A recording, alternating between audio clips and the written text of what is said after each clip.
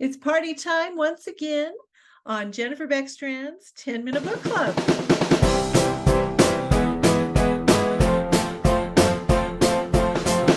Hi, readers. Tonight, Mindy Steele and Rachel J. Good are here to talk about the book that we wrote together, Amish Christmas Cookie Tours, and you are going to love hearing about this book.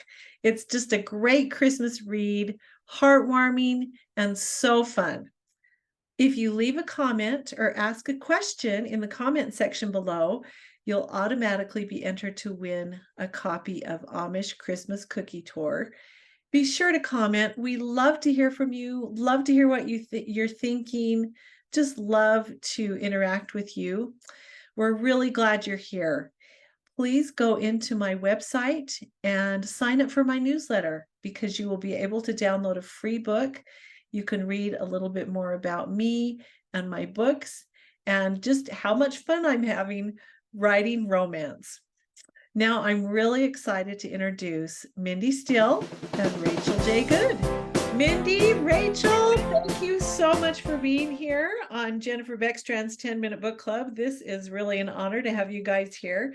It was really an honor to write a book with you guys. So I am so excited to be able to talk to you.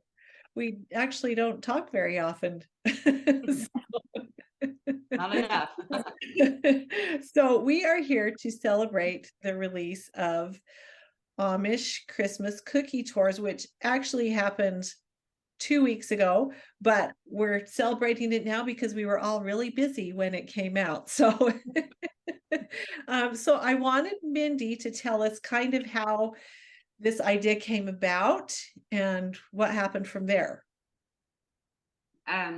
While we were all three attending a readers event for Keeping Up with the Amish this past year, we were sharing a table, Jennifer and I, with some readers, and one of our faithful friends, Kathy Crothers, was talking about the Amish chocolate tours.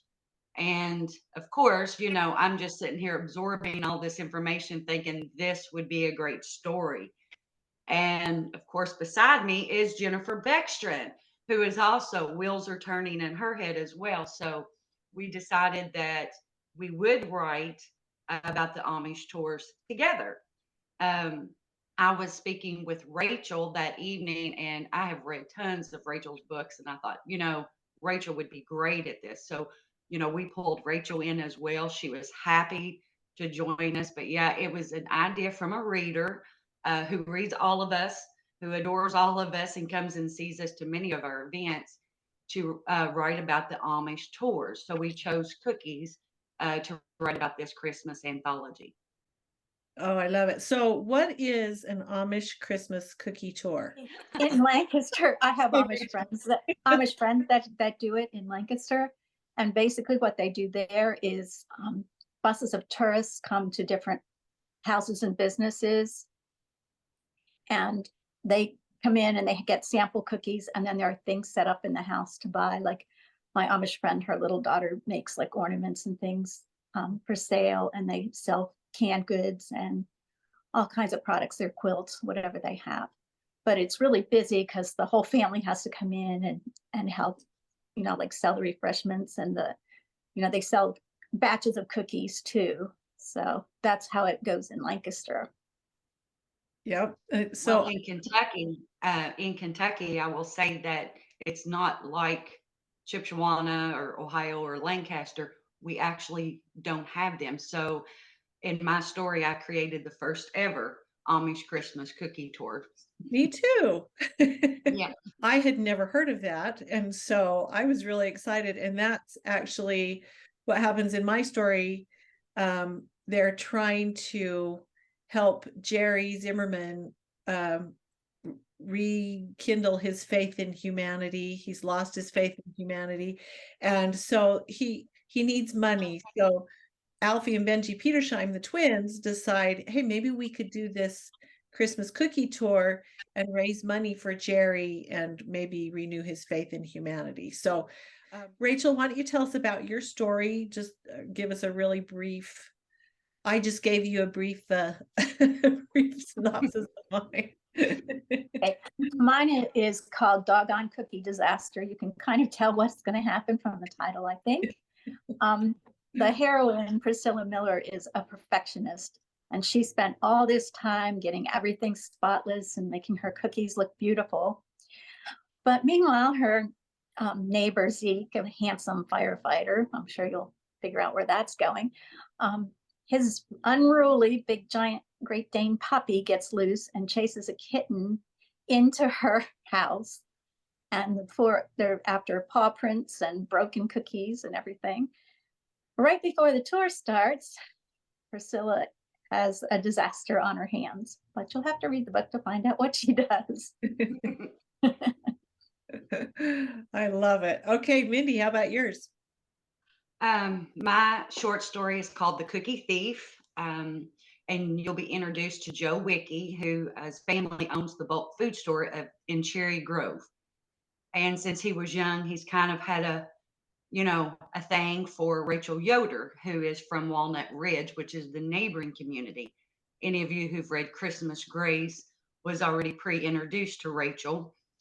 And Rachel is, well, let me just say, Joe has taken to task to create the first ever Pleasants County Cookie Tour.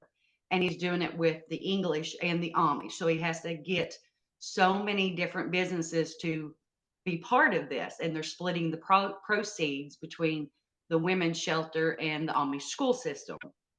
So when he ends up taking one of the bishops home, the bishop actually convinces him that he has to accept help because he'll not convince enough people of the Amish community to do this because they're very small and rural. And he gets partnered up with Rachel, the girl that he's always had a thing for. And she sort of always had a thing for someone else. So from there, you're going to kind of have to read the book to see all the different places they visit, the people they meet. You'll be introduced to tons of new characters and just see what sort of happens to all of her famous cookies. Love it. Okay, so my book is also kind of a continuation or another story in my Petersheim Brothers series. They're the Peanut Butter Brothers, and it's these two twins, Alfie and Benji Petersheim, who at this point are 10 years old. They live in the cellar because there's not enough room in the house for them to have their own bedroom.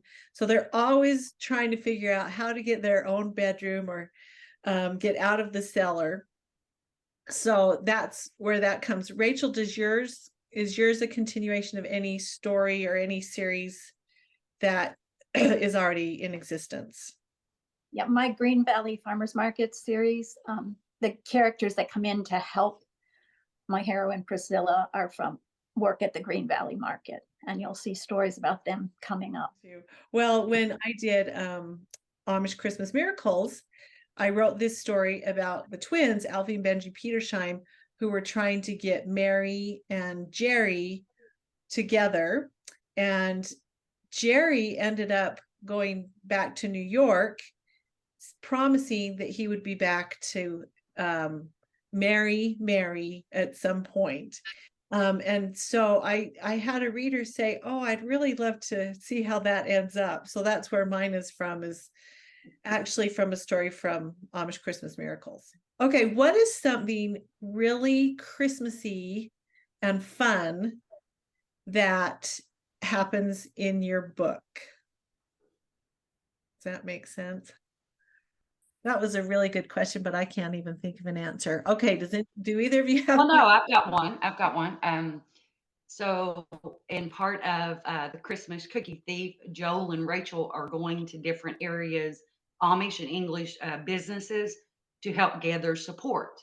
So even though it's in her community, there is a tree farm just down the road from where she lives, and she's never been there. So Joe takes her to the tree farm.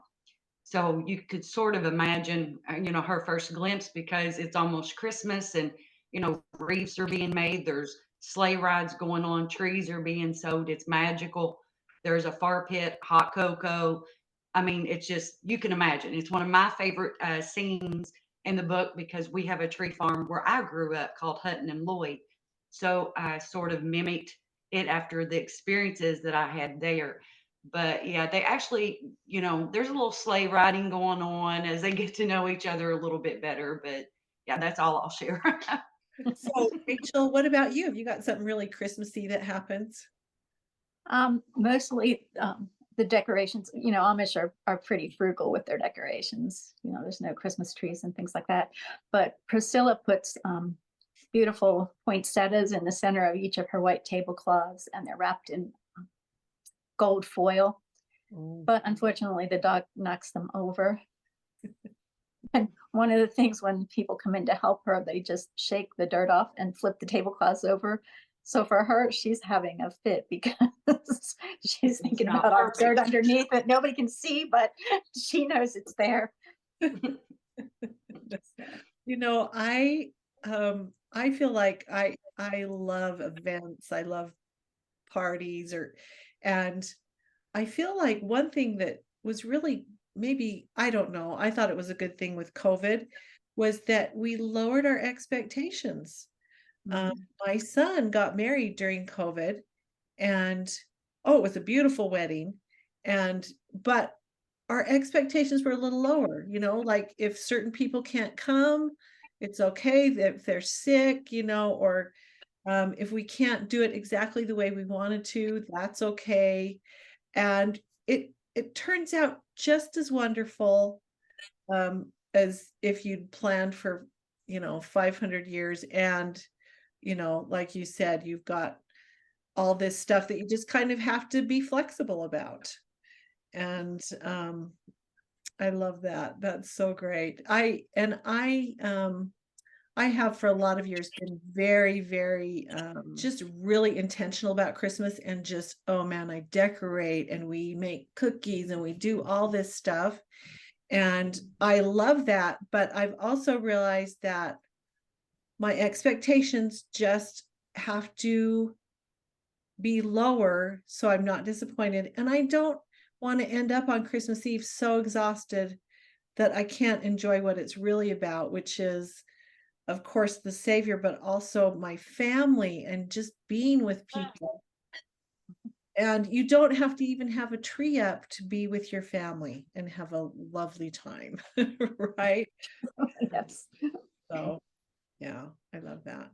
Well, I'm trying to think in mine, it's really cold, and probably the most Christmassy, excuse me, probably the most Christmassy thing that happens is just the baking and the decorating Christmas cookies. And there's a bakery inside this general store, which is where the action takes place. And that's one of my favorite things. I'm one of those who I love the Christmas baking. I love the preparing a grand meal because the preparation is part of the relationship building and the fun. And I have one child whose in-laws always for Thanksgiving always go out to a restaurant, and that is great, flexibility, lower your expectations. But I love cooking all the food because to me that's just so much part of the celebration. So that's probably the most Christmassy thing that happens in my book. I don't know about you guys. Do you guys go out for Thanksgiving or do you? Now it's nice because the kids host the Thanksgiving meals and they do the cooking, and I just get to go and enjoy it. Now, our daughter hosts ours every year, but it's usually potluck in our family. Everybody's wonderful cooks. We've been blessed that the kids paid attention all those hours in the kitchen. My oldest son, actually, believe it or not, he cooked my daughter's wedding feast. Wow. And he is a truck driver. And literally, we had the best meal I can ever remember having during Emily's wedding. But yeah, we're pretty fortunate. So everybody just brings their own. There's certain things each of us have to do because it's our specialty. But yeah, and for Christmas, it's the same way, only everyone comes to Mama's house, when it comes to Christmas. But having a family our size, I appreciate the fact that we all We all work in the kitchen together. We all bring it together. We all do it together. I like that. I love that. So do each of you have something that you have to make every Christmas? Mine is two things we have to have every Christmas. One is those cheesy potatoes where you bake them, you take them out of the skin, you mash them, and then you put them back in the skin with cheese. That's the staple. We have that every year. And then the other one is we have this salad. It's Jello salad, and it's these little squares of Jello, different colors. And oh, it's so good. And we have to have that every Christmas, but it's really very involved. How about you guys? I always do the turkey. Whatever meal there is, if there's a turkey involved, they always say, we got to have mom's turkey. And I always do gravy. The girls just detest making gravy. I make a good gravy. And usually most of all of the desserts. They love their side dishes. But yeah, I'm usually the one who has to do all of the desserts and the gravy and the turkey. So Okay, so I don't like making gravy. I love gravy, but it just seems like too much trouble. And so when my son-in-law married into the family, he was just appalled that we didn't have gravy with our mashed potatoes and put a hunk of butter on it. So in fact, last Sunday, he made the gravy because I won't do it, and he'll do it. Okay. if he wants it bad enough. That's exactly right. How about you, Rachel? The two things that are must-haves for our family, one is Welsh cookies, which my husband's mother brought the recipe from Wales, and my husband makes them on a griddle.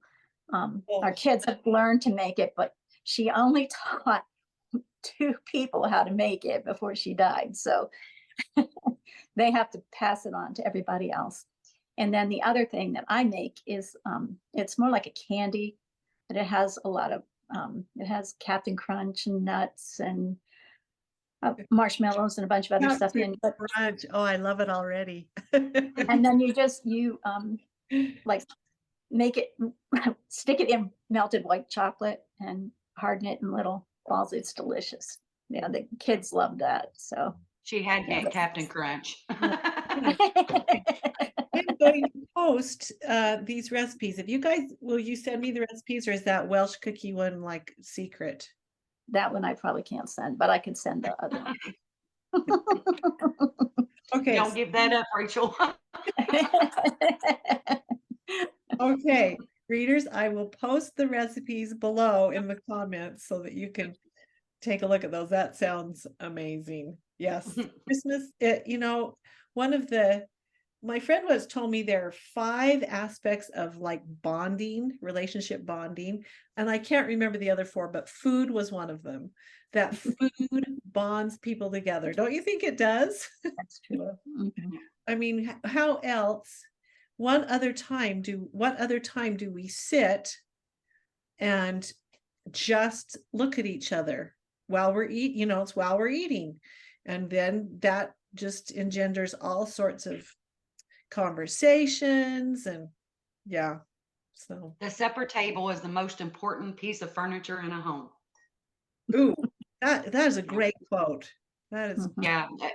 When we were growing up, we all done sports. My dad owned a business. Mom was always busy, but it didn't matter what you were doing. We ate dinner together. And that's where you had conversations. That's where you caught up from the day. That's when you make plans for the next day. The supper table is literally the most important piece of furniture. I've always said that. It's the same in our family. It's the same in our children's homes while they're raising their children. So yeah, I'm just a firm believer of the supper table. oh, that is a fabulous quote, and I absolutely agree. And I think, at least for me, the gift of making something to sustain my family, it's a gift I give them, and they feel it as a gift.